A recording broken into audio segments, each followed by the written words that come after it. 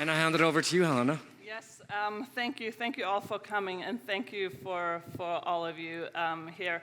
It's really this panel is really special to me, talking about the future in women's sport as we're building a women's professional soccer club here in Toronto. So look forward to chatting with you about the trends, which we all are amazing in women's sport, the amazing opportunities, and also overcoming challenges.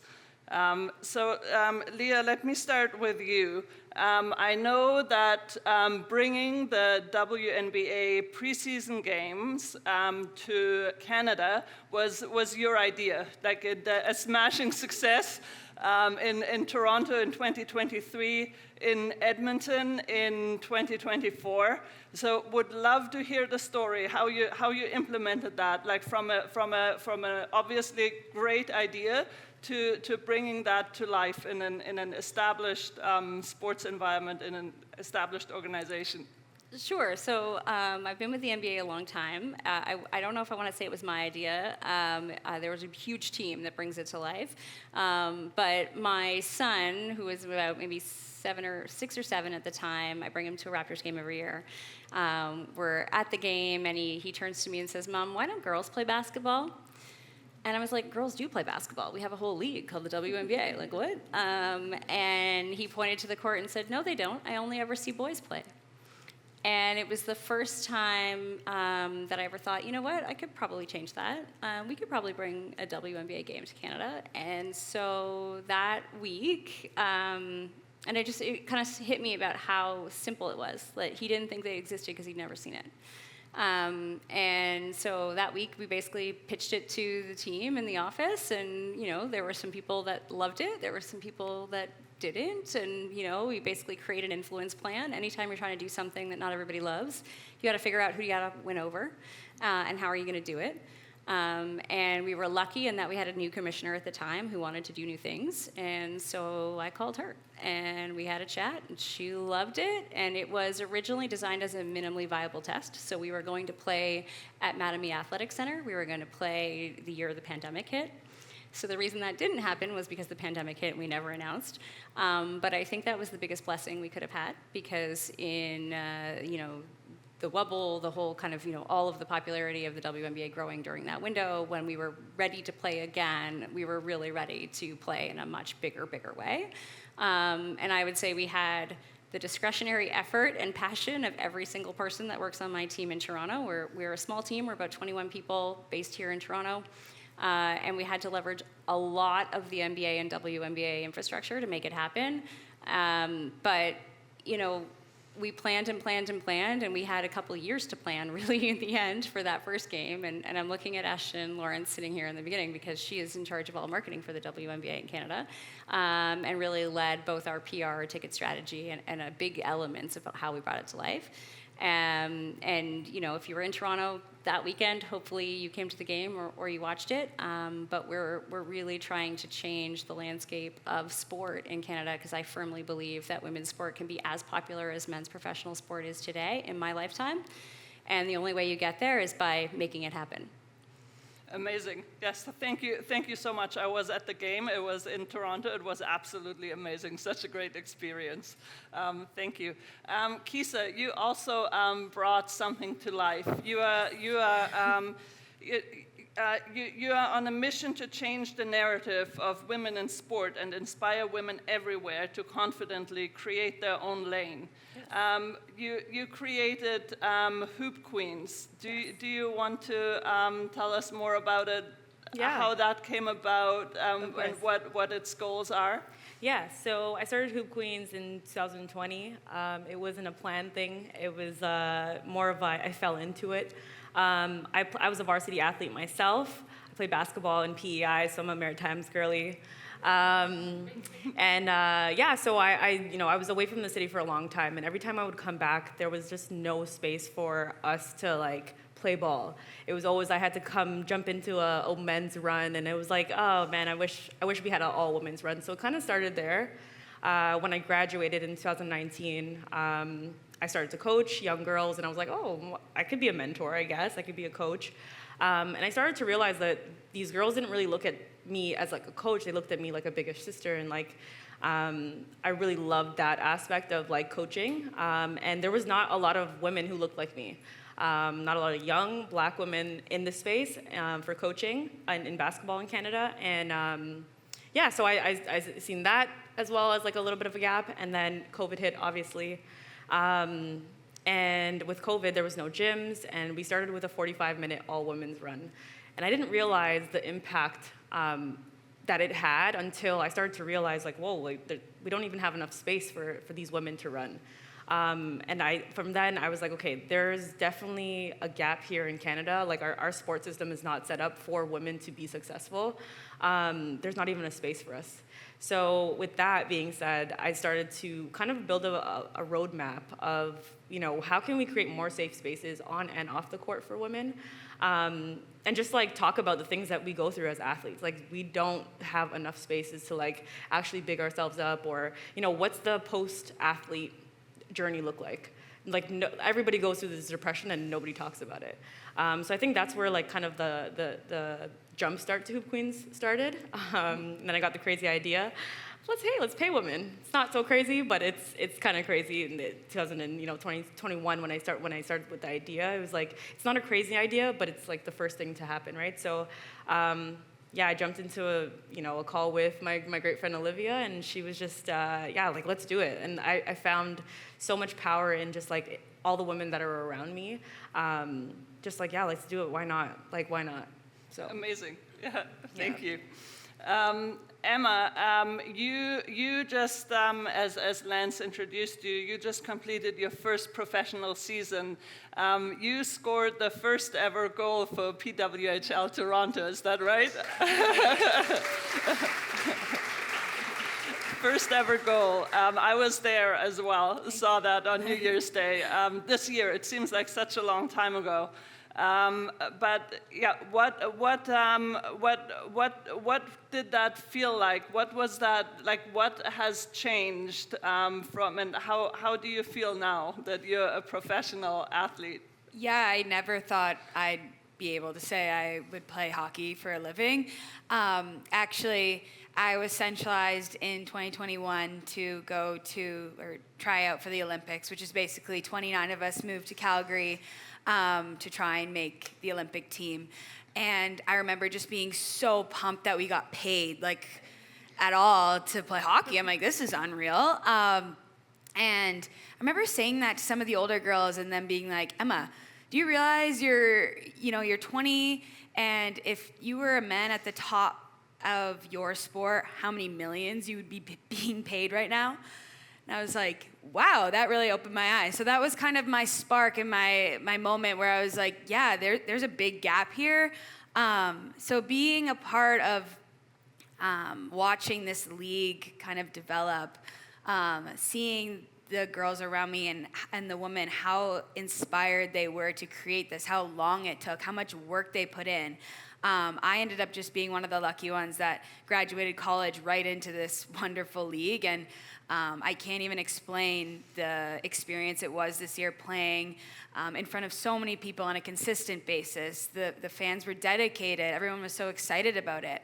I run a camp with Renata Fast in Burlington, and at first it was, like Emma Maltais and Renata Fast, the Olympians, the Team Canada players, and that goes a long way for a lot of parents who sign their kids up, and obviously when the kids see the medal, they're very excited and whatnot. But with the Olympics happening once every 4 years, a lot of these girls are 7, 8, 9, and they don't remember the Olympics, and they don't remember seeing you on TV and watching it. So this year was our first one after the league, and just hearing them talk about the league, hearing them watch the league, and understanding now what we do on a daily basis and how that can be their reality too is so eye-opening to me.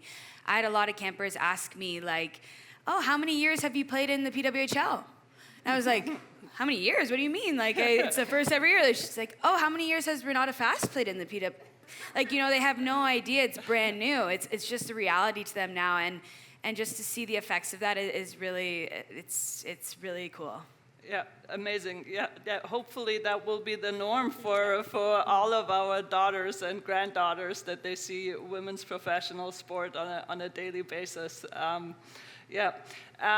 Leah, to you, Emma spoke about the grassroots camp that she runs. I know you are on the board of directors of Canada Basketball as well, which is amazing, the governing body that oversees all levels of basketball.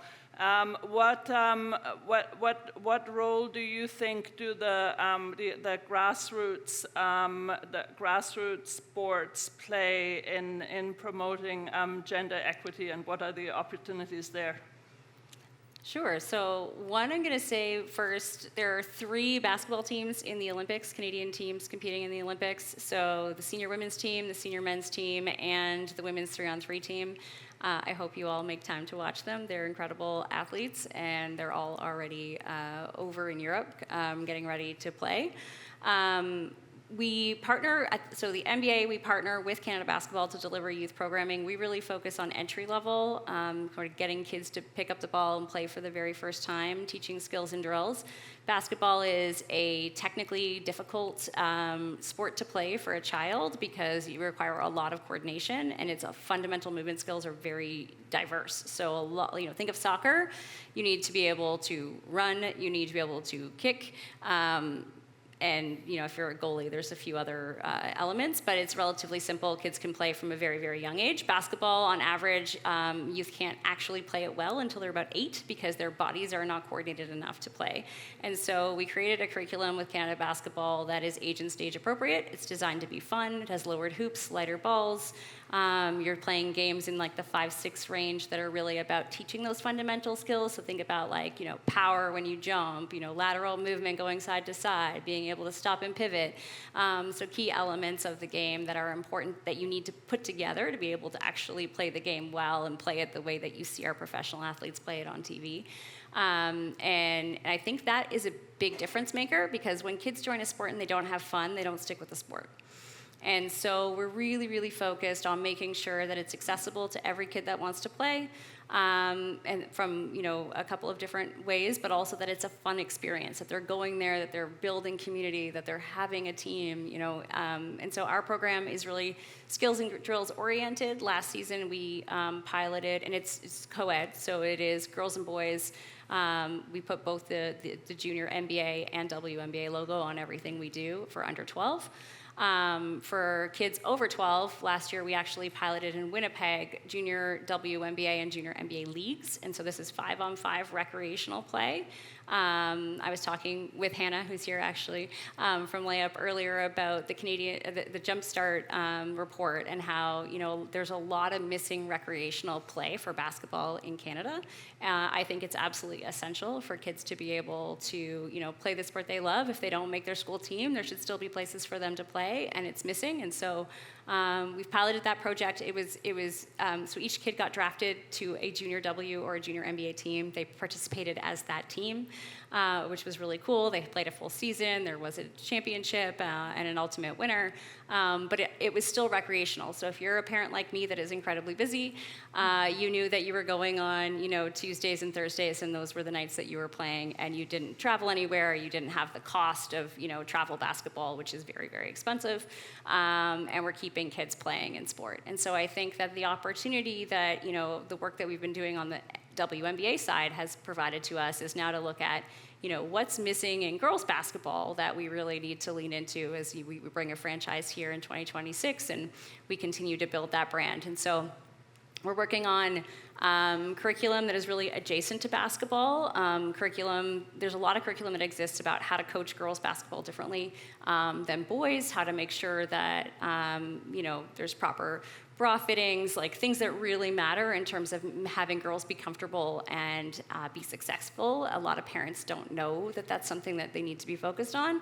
And then also sort of the confidence building and making explicit the lessons that sport teach you. So a lot of girls are smart enough to know that they may not be good enough to be as competitive as Keesa was, or to make it to the national team, or to make it to the WNBA, and so they choose to drop out of sport earlier than boys do. Every boy thinks they're making the NBA. Doesn't matter how good they are. They all think they're making the NBA. 30 plus. But girls don't. They tend to be more self-critical, and so we really actually want to focus on those elements that sport teaches you that prepare you to be a very excellent, whether it's entrepreneur, leader, et cetera, and add that type of curriculum to our 12-plus WNBA programming. So there's still a lot to do. I think that access to space to play is very, very important and key. There's a lot of advocacy in the basketball space right now to be able to provide more courts, more availability, because when you think about hockey in this country, there is no rink, I don't think, that sits empty at any point across our entire nation, and it is not limited to nonprofit groups to book those rinks. And basketball is limited, if you want to use a school gym that we all pay for, is limited to nonprofit groups that booked the gym last year in most school boards across this country, and that's wrong. And I think that we can do a bigger job of advocating for more space, but also we have to lobby our municipal and other governments to make the courts that exist available for the community to use. Yeah, thanks, Leah. Good point. Keesa, do you notice that too? That it's hard to book space, to find space for your programs? Yeah. Listen, to this point right now, to this day, like Junior Hoop Queens, we have 100 little girls from ages 4 to 14, and we have no space. And that's a problem. Funding as well, it all just goes side by side. But finding a gym space, because a lot of the times, like Leah said, like people book the permits a year before, and it's like, okay, well, I want to run a summer camp or I want to run a winter camp, and it's just so hard to like just find a space like for itself, or just even the time blocking. Like they'd give us the worst times. It's like 10 o'clock in the night. No, I'm not going to train little girls at 10 o'clock in the night, or 7 o'clock in the morning. I'm not going to do that. Give us the good gym times. So even with when I started Hoop Queens, we had 45 minutes for runs. Usually runs are like 2 hours. And we had to kind of gain that respect, quote unquote. And the guys actually just like came in and watched and let us have the time. And we didn't even actually have the time, but yeah, they seen how big it was growing, and it's still a problem to this day. Yeah. Yeah, that's something that we're looking to change. Emma, is there something that do you have a platform as a professional athlete, or to advocate, or what support do you get, or do you need still from organizations, from your own club to your league, or your governing bodies when you run the camps? To get space for grassroots, to make it accessible for young girls, girls from underserved communities. Do you have experience with that, and challenges with finding space, finding ice time? So this year, this is my third year running my camps in Burlington. So I'm running 3 camps this year, 2 of which are in Burlington. 1 full day younger girl camp, and then a half-day high-performance camp, so high schoolers, and then I'm actually running a 3rd one in 4 hours north of Quebec City, where my dad grew up, in a small town called Alma, and that hits home for me. It's coming up here, and yeah, I mean, my dad is from a very small town, like I said, and I feel like a lot of young girls especially aren't really given the opportunities in those tiny communities to have access to professional athletes, or access to how to get better and opportunities. So I'm headed there for a week, which I'm really excited about as well. But no, like we touched on, at hockey, we're very fortunate. There's rinks everywhere in Ontario, everywhere, and it's very accessible. So I'm very lucky for that. As for the PWHL and the support that we've gotten across the nation, I think just continuing to put it on your TV, that's the only thing I would encourage and ask for. I think the more these young kids see that it's normal, see that it's on just like men's sports, and it's broadcasted the same way, I think the more that it portrays as normal, more that it portrays that anyone can be anything, and I think that's exactly what we're trying to do as a league. And so just throwing it on, even if it's in the background, I think that's where you create that same feeling around a professional league for women.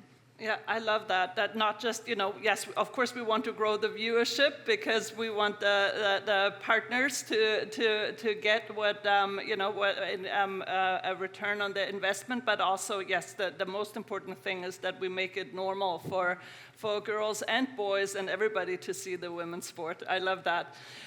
Leah, what do you look forward to most in women's sport? Where do you see the future over the next 10 years? Well, I would say, I think that if we look at 2 years ago, our business on WNBA in Canada was virtually $0. We're already in multi-million dollars. I think that we can be growing that tenfold within, the next, I'd say 15 years. But there is huge opportunity across this country. There is no sport like basketball that has unparalleled interest amongst youth, amongst pretty much all age ranges except for 60 plus.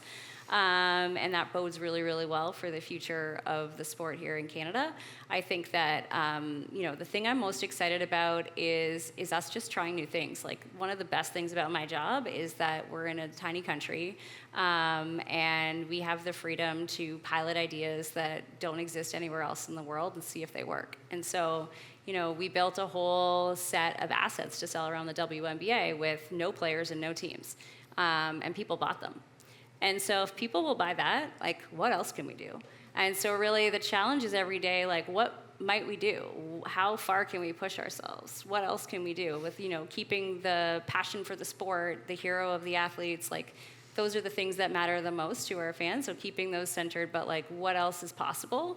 I'm incredibly proud of my team and all of the hard work that we do. But I think that, the future is incredibly bright for both the NBA and the WNBA in this country. Amazing. Yeah, thank you. Keesa, in order to move the needle to pay equity, you heard Emma say, young men dream of playing in the NBA, playing in the NHL, in probably in Europe in soccer. But what can organizations do? What can everybody do to move the needle to get towards pay equity? There's a long way to go. Very long way. Yeah. It's a very loaded question, but great question. I think there's so many different ways you can slice the pie. Like, I think for the partners, for the support, for the partners and sponsors and corporations, it's one, making an investment. Like, this is a movement and not a moment. Like, this is basically, we want to be like future. Like, this is the future. This is not like going anywhere. This is not just like, oh yeah, trendy, like to just support women now. So for us, we, like Hoop Queens, we really encourage corporations that we partner with is like, if you're making this investment, are you making an investment internally? Like, what are you doing internally for women? So look at an internal lens, making that commitment internally, and just like figuring out like funding for grassroots programs and priorities, right? Like when I'm partnering with a lot of the partners, it's like, what are your priorities? Is this just a trend for you, or is this you're like actually investing in and you're not looking for ROI right away? Because it takes time, right? Like right now, compared to the WNBA, NBA and WNBA, like we're still in our baby stages. Like WNBA is making great moves compared to the NBA the first how many years? 28. 20, yeah, exactly. And NBA wasn't doing too much. If you look at the same year, they weren't doing too much. So I would say just for organizations and corporations, just look internally and make sure you offer that like negotiation, like pay equity for women. Like if you look at the numbers as well, like data collections, like okay, now it's time to actually look at the numbers, like because the numbers don't lie. For us, it's like we look at the market, and I encourage women to like speak up. It's like if you're not getting paid enough in your role, come with some numbers, come with some real facts and some numbers. So. Companies start to look at like their data collection and numbers and pay equity, and offer the negotiations, like figuring out how you can create like a negotiation program for women and those who need it. So, I don't know if that answered your question, but what was the second part of your question again?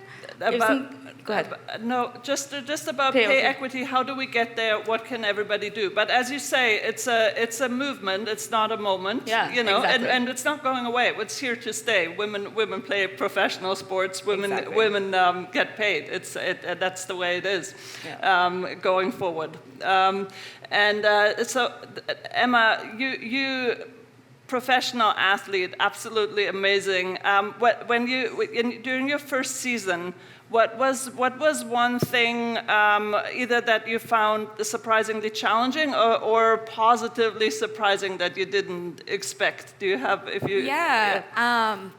I feel like for me, I took the opportunity to take it to social media, kind of like what Emirates was saying. And I think as a player coming out of college, it didn't have a lot to do with the growth of the league and the actual moment, but I was just fortunate to be a player in the league. So I felt this responsibility, okay, how can I help this movement and how can I help gather more of an audience to keep that going?